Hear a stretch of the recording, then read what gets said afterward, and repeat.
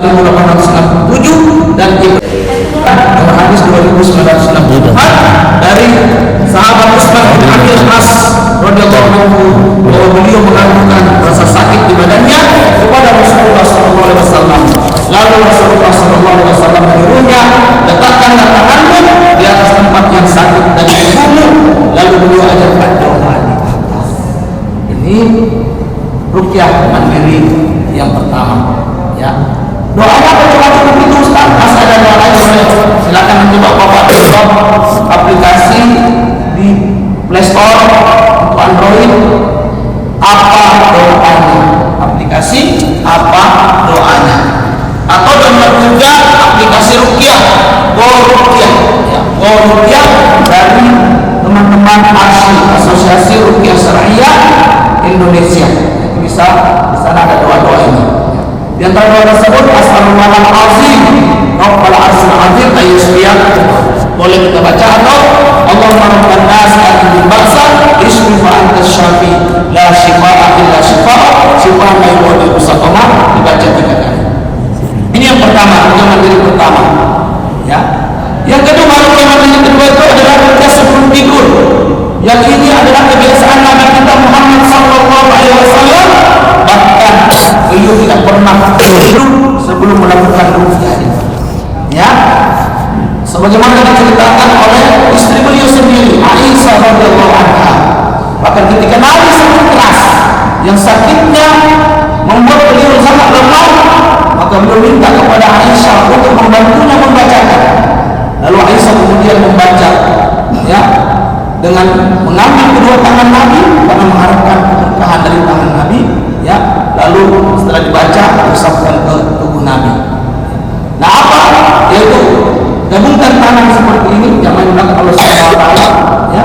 Lalu baca surat Al-Ikhlas, surat Al-Falaq dan surat An-Nas. Ya. Ini dibaca. Ya, setelah dibaca disembur. Kalau haji bilang sembur. Sembur itu beda dengan tiup, Pak. Kalau tiup itu tiup. Kalau sembur agak keras sehingga ada keluar sedikit air ludah. Karena dalam keberkahan ludah itulah, ya, dari bacaan kita ada menjadi berkah, makanya disembur dengan kuat. Ya. Lalu setelah dibacakan Al-Ikhlas 3 kali, Al-Falaq 3 kali, An-Nas 3 kali, setiap selesai satu surat sembur. Lalu kemudian usapkan ke kepala, ya, dengan niat menarik penyakit, membentengi dari serangan sihir, ain dan gangguan jin, ya. Lalu ke wajah, ke dada, sampai perut, kedua tangan, area belakang yang bisa dijangkau sampai dengan ujung kaki. Ini Rasulullah lakukan setiap malam ketika mau tidur.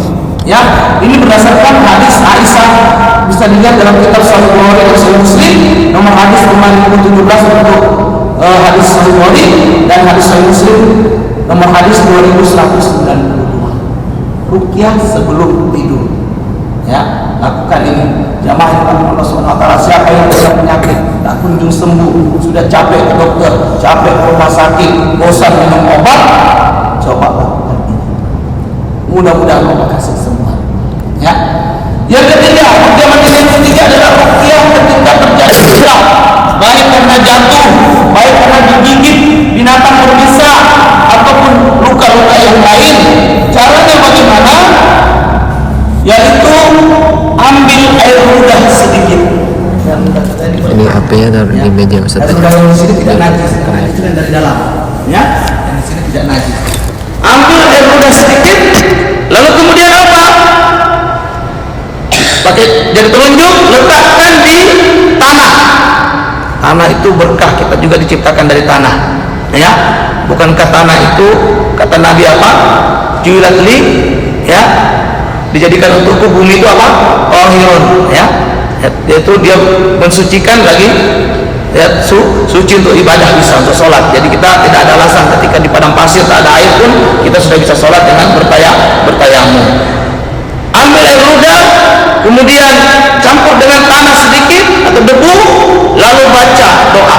Doanya Bismillahirrahmanirrahim ardina biriqati ba'dina yushfa syaqimuna bi'izni rabbina. Ya, Bismillah turbatu ardina biriqati ba'dina yushfa saqimuna bi'izni rabbina. Saya ulangi sekali lagi. Bismillah turbatu ardina biriqati ba'dina yushfa saqimuna bi'izni rabbina. Dengan nama Allah, debu tanah kami, dengan ludah sebagian kami, semoga sembuh orang yang sakit dari kami dengan izin Rabb kami. Ya. Ini pernah dilakukan oleh sahabat Abu Sa'id Al-Khudri ketika beliau sedang safar dengan beberapa sahabat lain, lalu sampai di satu kaum, beliau meminta bertamu tapi tidak diterima, lalu beliau melanjutkan perjalanan. Belum jauh dari kaum tersebut, tiba-tiba utusannya datang lalu mengatakan, siapa yang bisa meruqyah di antara kalian? Ternyata kepala kaum tersebut yang tadi menolak untuk menerima sahabat ini sebagai tamu sedang tergigit binatang berbisa, ya, racun, ya. Nah, lalu Abu Sa'id mengatakan, saya bisa dengan izin Allah. Lalu beliau datang ke kepala kaum, tapi sebelum diruqyah, Abu Sa'id mengatakan kepada utusan tersebut dan kepada kaum tersebut, ada syarat, yaitu kami mau untuk menolong, tapi tolong terima kami sebagai tamu. Maka kaum itu menerima, lalu diruqyahlah. Salah satu ruqyahnya adalah ini, dibacakan dulu Al-Fatihah 7 kali. Setelah itu kemudian ambil air ludah, taruh tebu sedikit, bacakan doa ini, lalu letakkan di tempat yang luka tadi, bekas gigitan binatang berbisa tadi. Apa yang terjadi? Jamaah yang dimuliakan Allah SWT, kepala kaum tersebut langsung sembuh total tanpa meninggalkan bekas sedikit pun. Sembuh. Sehingga di sini para ulama mengatakan ruqyah itu bisa untuk medis, tidak hanya untuk gangguan jin, gangguan ain atau gangguan sihir. Medis pun bisa. Ini kan jelas digigit binatang berbisa dan sembuh. Akhirnya kepala kaum itu memberikan penghormatan kepada sahabat tadi dengan memberikan kambing sebanyak 37 ekor. Ya, 37 ekor. Ini ruqyah mandiri yang ketiga, itu ruqyah air, ya. Kemudian jemaah Allah Subhanahu wa taala, selanjutnya bagaimana ruqyah yang kedua, yaitu ruqyah pasangan atau ruqyah untuk orang lain.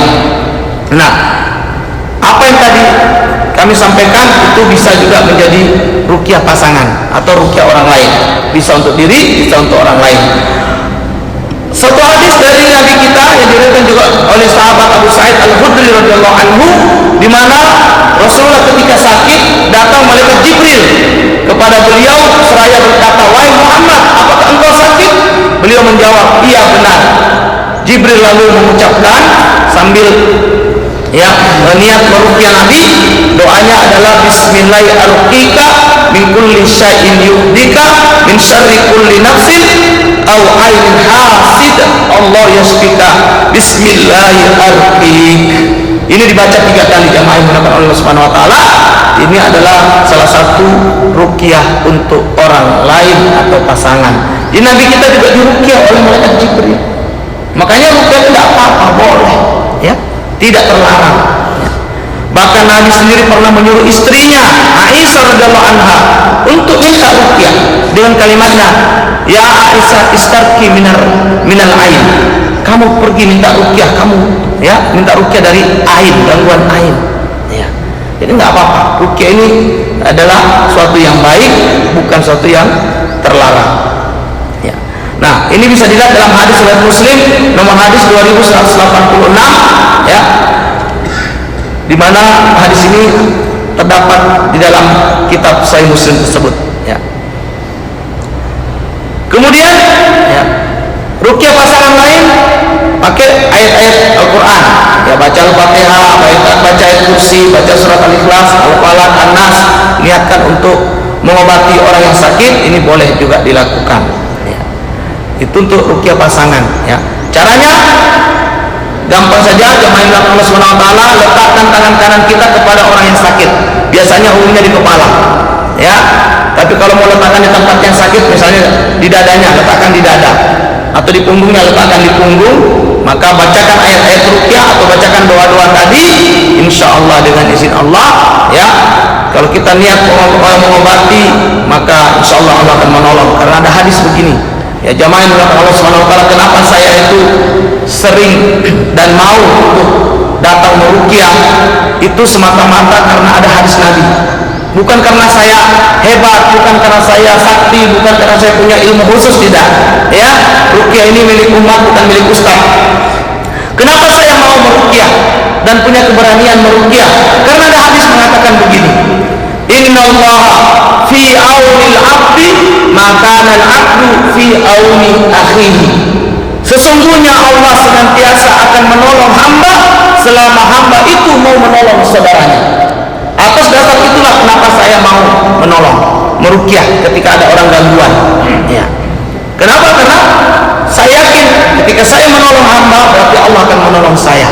Sehingga kalau ternyata saudara itu sembuh melalui ruqyah yang saya bacakan, berarti itulah pertolongan Allah hari itu datang. Ya, bisa terjadi di kampus USK waktu sedang orientasi mahasiswa baru. Ada kesurupan massal, bahkan lebih dari satu orang yang kesurupan. Lalu kemudian dari pagi sampai sudah jam 2 masih kesurupan, tak kunjung sadar. Lalu kemudian saya ditelepon, tapi karena saya ada acara di tempat yang lain, saya katakan saya belum bisa. Tapi kemudian jam 3 saya ditelepon kembali, karena sudah begitu lama dari pagi sampai jam 3 belum sadar. Akhirnya saya minta izin dari panitia acara yang saya ikuti, saya datang ke sana. Apa yang terjadi jamaah yang Allah Subhanahu Wa Taala, ternyata yang kesurupan tinggal satu orang lagi dari, kalau tidak salah sekitar 5 atau 7 orang yang kesurupan saat itu. Nah, satu orang ini perempuan, dan hebatnya kurang ajarnya si jin ini, ya bukan hebatnya, kurang ajarnya si jin ini, dia memang suka sekali memilih ya orang-orang atau wanita-wanita yang paling baik di antara yang ada, ya. Tapi karena kelalaian itu bisa menyebabkan jin itu masuk. Jadi wanita ini sebenarnya adalah wanita yang bercadar saat itu. Satu-satunya dari peserta orientasi itu dia yang bercadar. Tapi dia pula yang kemudian lama sekali kesurupan sampai cadarnya lepas, ya. Bahkan maaf, kainnya tersingkap karena memang saat orientasi itu pakaian kan tidak terlalu rapi seperti pakaian umumnya wanita-wanita muslimah. Nah, dari pagi sampai jam 3 masih kesurupan. Akhirnya saya datang. Ketika saya sampai di sana, ternyata masih ada orang yang membantu. Ya, salah satu mungkin dosen kalau saya tidak keliru, membantu meruqyah. Hanya saja ruqyahnya, ya inilah yang kadang-kadang sedikit kita kritisi, ya. Ruqyah menggunakan foto ulama itu tidak ada contohnya dari Nabi kita Muhammad SAW, juga tidak ada contohnya dari para ulama-ulama terdahulu, baik itu dari kalangan sahabat, tabi'in, sampai dengan ulama-ulama kontemporer yang mengikuti jalan ulama-ulama terdahulu. Tidak ada ruqyah dengan foto ulama, ya. Nah, jangan kita salah mengerti dengan kisah bagaimana Imam Ahmad pernah mengirim sandalnya ketika ada wanita yang kesurupan, ya. Itu berbeda kasusnya. Saat itu memang Imam Ahmad sedang mengisi pengajian seperti ini, tiba-tiba ada informasi dari Waliul Amr, ada wanita sedang kesurupan di istana. Lalu kata Imam Ahmad, karena dia masih mengajar, tidak mungkin meninggalkan majelis, dibilanglah sama utusan raja itu, ini sendal saya, bawa ke sana, bilang sama si jin, ini sendalnya Ahmad di sampingmu, bentar lagi orangnya hadir. Jinnya langsung keluar, Pak.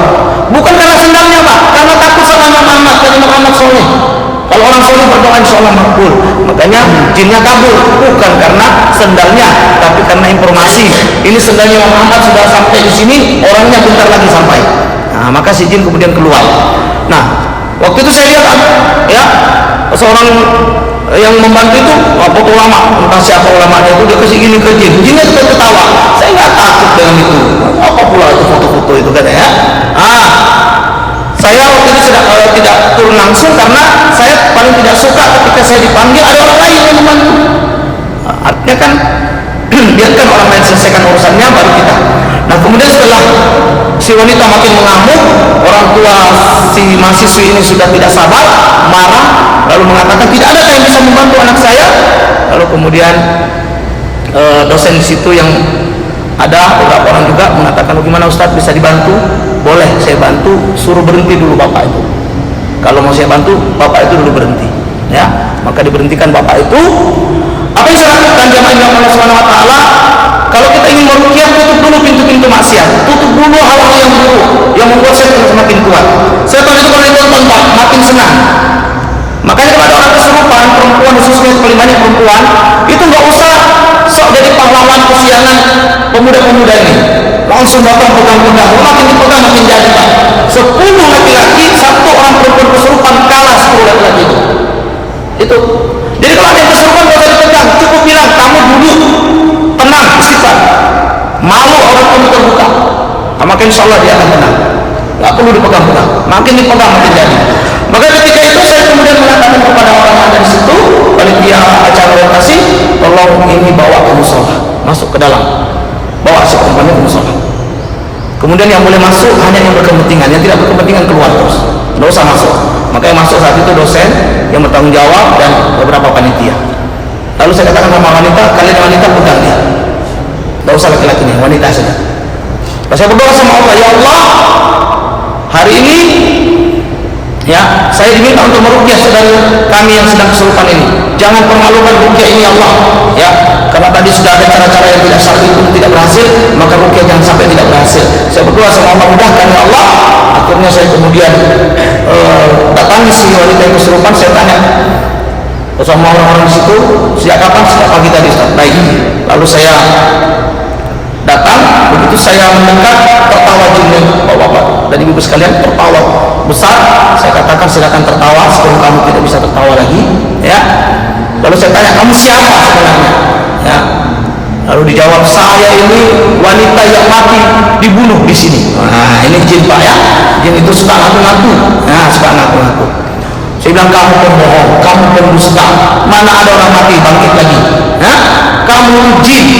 Maka dia tertawa lagi, ya, tertawa dengan penuh sombong. Sedang tertawa saja, sebentar lagi kamu tidak akan bisa tertawa. Nah, lalu saya berdoa, ya Allah, Bismillah, mudahkan. Saya tekan di lehernya sini, ya. Saya pakai sarung tangan, lalu saya tekan di sini. Saya baca Al-Fatihah, ya. Alhamdulillah, setelah baca Al-Fatihah saya pun sampai 5. Saya bilang, kamu keluar sebelum kamu mati, ya. Alhamdulillah, setelah selesai Al-Fatihah saya bilang, keluar. 1, 2, 3, 4, 5. Saya tanya nama si wanita, siapa namanya? Fulana. Saya panggil Fulana. Iya Ustaz, coba istighfar. Astagfirullah. Ah, sudah sadar Pak. Tidak sampai 5 menit, alhamdulillah sadar, ya. Dan kemudian dibawa. Nah, sebenarnya ruqyah itu tidak tidak ngeri yang kita sering lihat di YouTube. Yang di YouTube itu Pak, banyakannya entertain. Memang benar ruqyah, tapi entertain, ada entertainnya, sehingga karena itu untuk membuat orang-orang yang melihatnya menarik, ya. Tapi sebenarnya ruqyah bukan untuk itu. Ruqyah itu untuk menolong. Saya juga pernah meruqyah di sini. Saya ingat, saya cuma lupa tahun berapa. Ada wanita datang ke sini tiba-tiba kesurupan Pak di belakang. Nah, ada yang membantu juga. Nah, yang membantu itu minta jeruk purut, minta bawang putih. Saya bilang kalau bawang putih enaknya campur telur bebek, diiris-iris goreng. Ya. Setan tidak takut dengan bawang putih. Ya.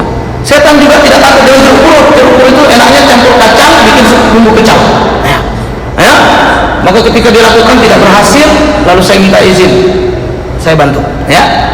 Saya juga berdoa sama Allah, ya Allah, mudahkan urusan ini. Ya. Saya juga bacakan ayat-ayat, tidak lama, kemudian saya bentak si jinnya, keluar, tinggalkan saudara saya, jangan kamu kembali lagi. Alhamdulillah dengan izin Allah si wanita ini sadar, ya. Yaitu, nah jamaah yang Allah Subhanahu Wa Taala, jadi itu ruqyah, ya, ruqyah untuk orang. Ya. Intinya apa? Yakin bahwa Allah menolong. Jangan pernah ragu. Kita ini manusia lemah, orang beriman harus yakin bahwa semuanya terjadi atas izin Allah, dan Allah Maha Kuat, Maha Mampu untuk menolong hambanya yang lemah. Ya. Nah, yang berikutnya jemaah yang Allah Subhanahu Wa Taala, ruqyah rumah. Nah, ini ruqyah rumah penting.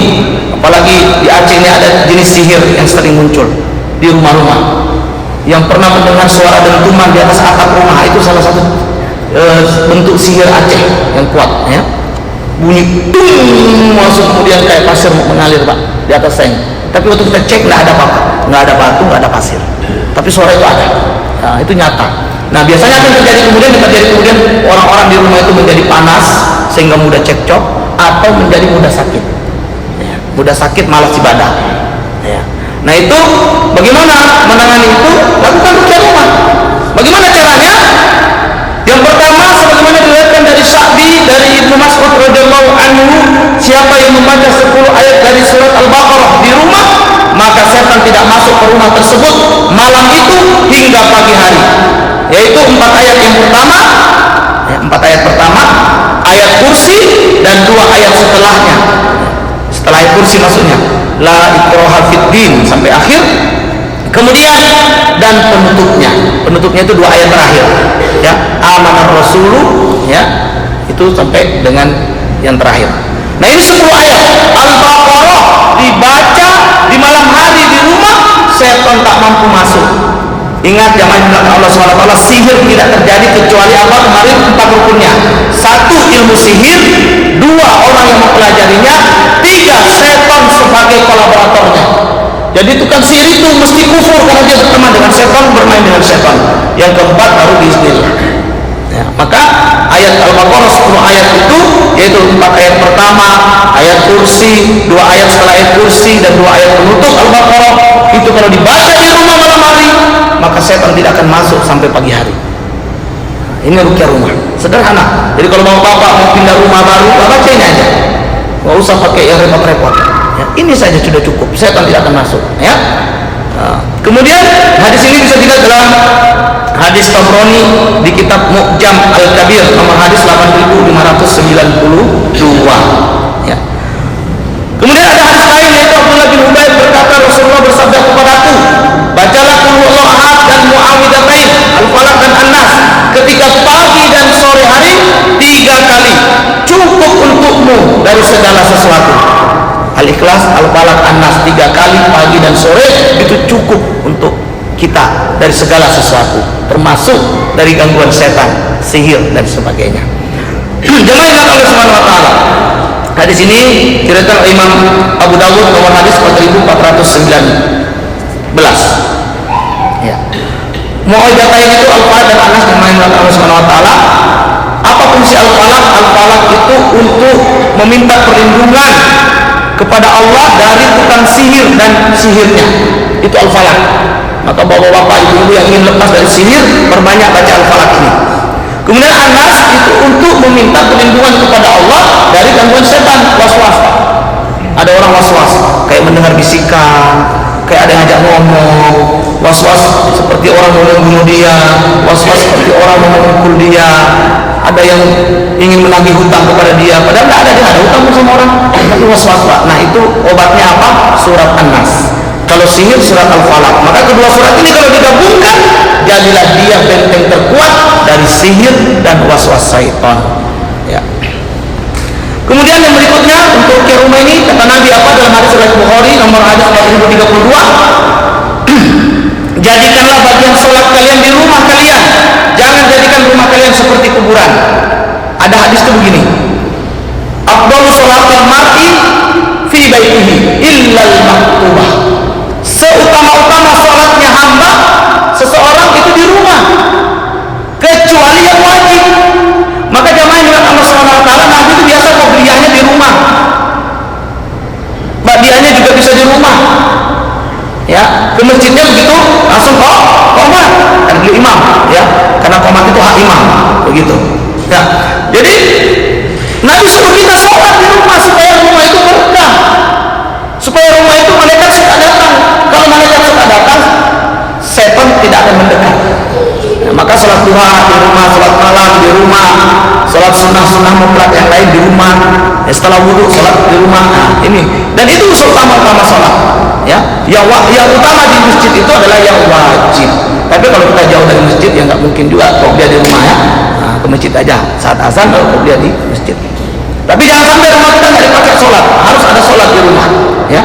Maka minimal istri kita lah sholat di rumah, ya.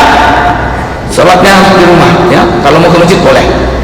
Kemudian hadis lain, ya, yaitu dari sahabat Ibnu Hibban, dari riwayat Imam Ibnu Hibban dalam sahihnya hadis ke-780, di mana Rasulullah mengatakan siapa yang membaca surat Al-Baqarah full, kalau tadi 10 ayat ini full di malam hari, maka setan tidak akan memasuki rumahnya selama 3 hari. baca Al-Baqarah full, setan tidak akan masuk rumah itu selama 3 hari. Nah, makanya saya kalau dipanggil rukyah rumah, ini sebenarnya yang saya ajarkan. Ini yang kemudian saya suruh.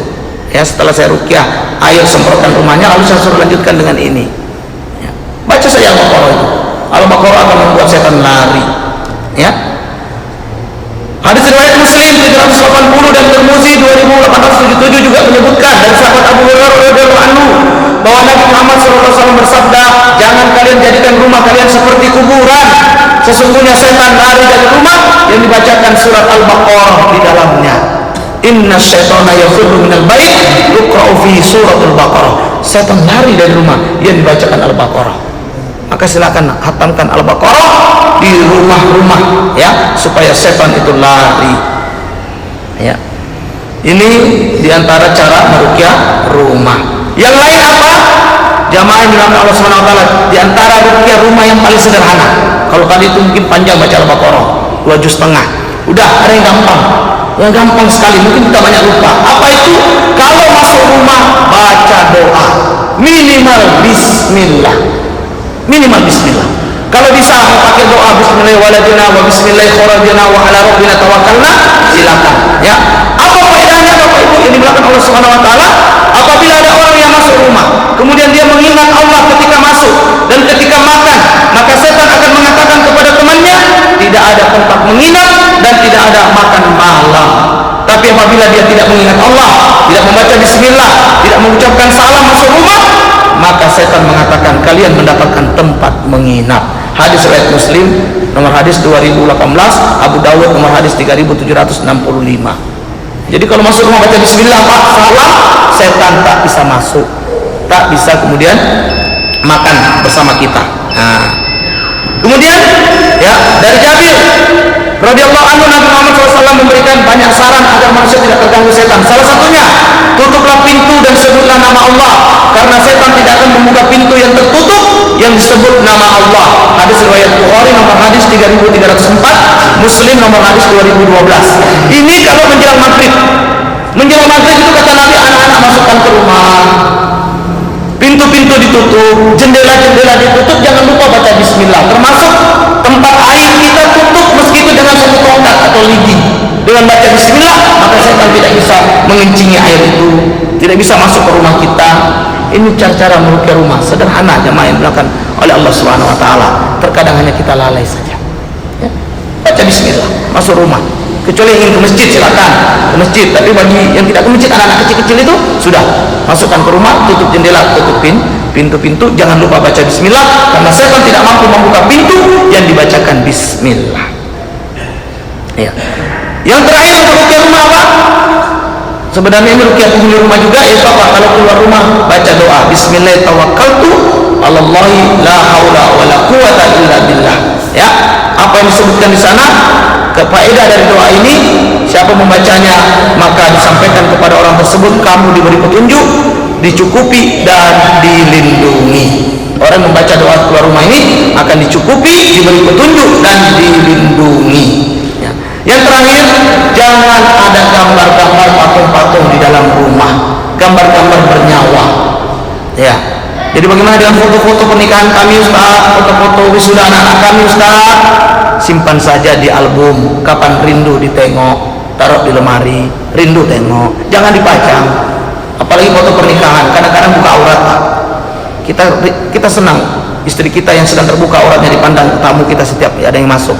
Ya, jangan, Pak. Nabi mengancam laki-laki yang tak cemburu dengan istrinya, tak cemburu dengan anak gadisnya, itu termasuk dayus. Dayus itu tidak akan mencium bau surga, jangan akan masuk surga, cium pun tidak akan bisa.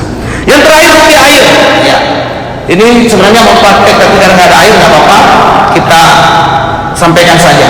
Bagaimana caranya? Sebagaimana yang diriwayatkan oleh Aisyah radhiyallahu anha, beliau berkata Rasulullah SAW menemui Sabit bin Qais ketika sedang sakit.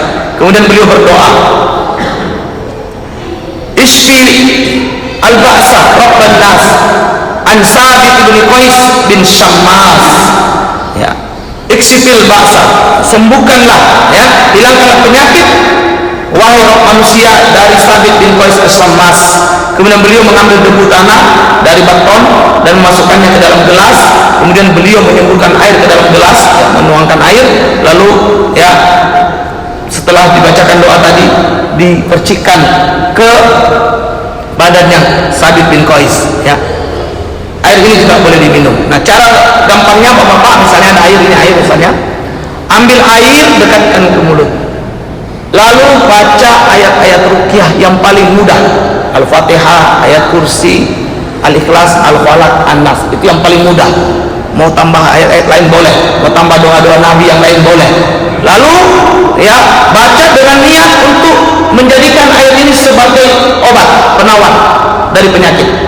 Setelah diruqyah, air ini punya 3 fungsi. Yang pertama, diminum untuk mengobati gangguan sihir, jin dan ain, juga mengobati penyakit-penyakit medis menahun yang tak kunjung sembuh. Yang kedua, dipakai mandi untuk melemahkan pengaruh-pengaruh sihir, ain yang mengenai kita, termasuk penyakit gatal-gatal eksim. Ini saya baru-baru meruqyah anak-anak datang ke tempat saya, di maaf ini kakinya, nah di sininya ini Pak, ya, ini telapaknya, ini betisnya, di sini gatal luar biasa, sudah bolak-balik dokter tapi tak kunjung sembuh. Nah, saya bilang sama dia, ini eksim. Eksim itu gangguan jin, bukan penyakit medis biasa, tidak akan sembuh dengan obat-obat medis, ya. Gangguan jin itu hanya bisa sembuh dengan ruqyah. Maka saya ajarkan untuk meruqyah mandiri. Setelah saya ruqyah terlebih dahulu, kemudian saya bilang, ini nanti rendam air ruqyah di rumah 10 menit setiap pagi dan sore, lalu keringkan, oleskan setelahnya dengan minyak zaitun yang sudah diruqyah. Karena minyak zaitun itu ada doa Nabi. Kata Nabi apa? Minum dan berminyaklah dengan minyak zaitun, karena karena minyak zaitun ini datang dari pohon yang diberkahi. Nah, ada berkah di sana. Alhamdulillah, informasi dari neneknya kemarin saya jumpa saat pengajian ibu-ibu di sana, di Ketapang. Apa katanya? Alhamdulillah Ustaz, gatal anak saya terkelupas semua. Setelah Ustaz ruqyah dan kami berikan ruqyah lagi di rumah sebagaimana yang Ustaz sampaikan. Nah ini, jadi untuk eksim itu bisa. Nah, buatlah air ruqyah dengan cara tadi, dekatkan ke mulut, atau boleh kalau airnya di ember, celup tangan Pak, celup tangan 1 jari ke air tuh, lalu baca ayat ruqyah, semburkan.